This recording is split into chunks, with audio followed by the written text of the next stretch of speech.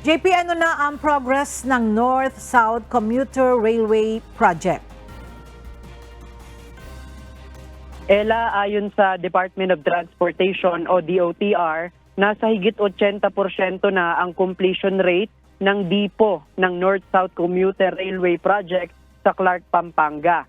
Inaasahan na matatapos ito sa Hunyo ng susunod na taon o 2025. Ngayong umaga nga ay nagsagawa ng site inspection ang DOTR sa DIPO ng NSTR project sa Clark, Pampanga.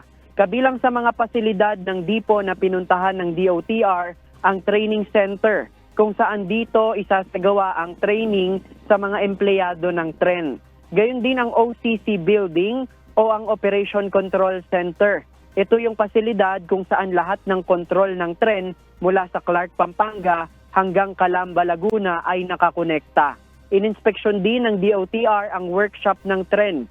Ito naman yung pinakamalaking pasilidad sa DIPO kung saan isinasagawa ang maintenance sa mga bagon ng tren.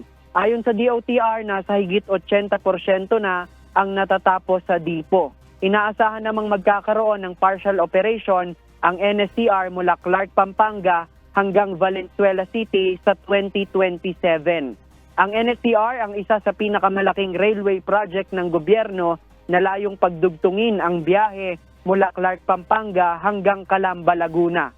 Meron itong 35 stations na mag-ooperate oras na matapos ang kabuuan ng proyekto. Yan muna ang ating latest live mula dito sa Pampanga. Balik sa'yo, Ella. Maraming salamat, JP Nunez.